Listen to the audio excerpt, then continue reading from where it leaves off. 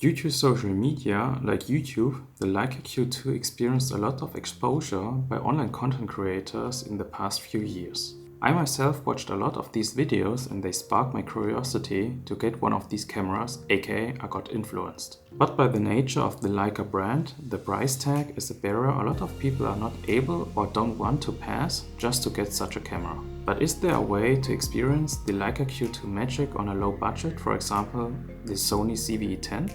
Hi and thank you for clicking on this video. My name is Furk aka Phil and I'm currently learning photography, and let me be clear straight from the beginning, a big no to that question. There's no other way to experience a Leica camera other than holding and using a Leica camera. In my opinion, it's the same with cars. A Porsche is a Porsche, a Lamborghini is a Lamborghini, and a Ferrari is a Ferrari. You can't replicate the same experience on another product. But what if you want to find out if the Leica Q2 fits into your style of shooting or lifestyle and want to test that for a longer period of time in your everyday situations? In that case, let me explain my thoughts about the low-budget Leica Q2 idea. The Leica Q2 is a full-frame camera with a 28mm fixed lens with an aperture of 1.7. The Sony ZV E10 is an APS-C camera and the Sigma 16mm 1.4 is a 24mm full-frame equivalent lens. I'm currently filming on the Sigma 16mm, so I can't show you that lens. For this video we disregard the sensor sizes between these two cameras and focus on the focal length and the depth of field. You might think that the Leica 28mm and the Sigma 24mm full frame equivalent comparison does make sense, since the focal length seems to be a big difference, but that's the first thing to know about the Leica Q2. A lot of people have reported that the 28mm on the Leica Q2 are more like a 25 to 26mm focal length, and when I tested the Leica Q2 side by side next to the Sigma, they both look quite similar in regards of the focal length. The depth of field is also quite close. Sony's APS-C crop factor is 1.5, that means that the aperture of the Sigma is 2.1, and that's quite close to the lens of the Leica Q2, which is 1.7. Both cameras are plus minus around the same size, and the weight is also quite close, around 750 grams. To emulate the Leica look, or at least give the images such a touch, in my opinion there is no way to get the Leica look via software. I use the Lightroom profile of Dave Herring, which gives the images a warmer touch and a good starting point to edit in post. I made a video about that topic, so if you want you can check it out. The idea is to check if you can make that fixed focal length of the Q2 work for your shooting style. A lot of people online said that they wish the Q2 had a tighter focal length, but over time they adjusted and make that focal length work for them. But if you don't like that focal length, it's hard to drop around $5,000 to $6,000 for such a camera. Now let's go out and take some test images with the ZV E10 setup and refill our coffee.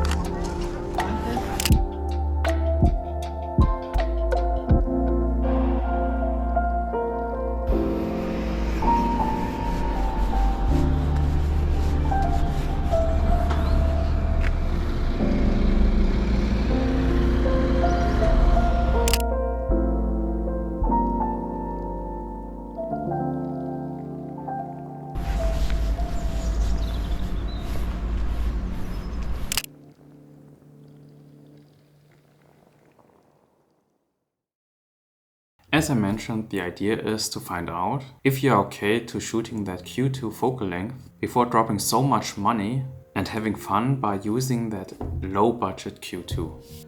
Of course, you can use any 24mm full frame lens or 60mm APC lens for this exercise, but the Sony ZV E10 and the Sigma is just the setup I have at hand, and Sony images work with Dave's Lightroom profile. In my eyes, it's the same with cars. Dreaming of a Porsche or a Lamborghini requires you to drive, and the requirement is you enjoying driving.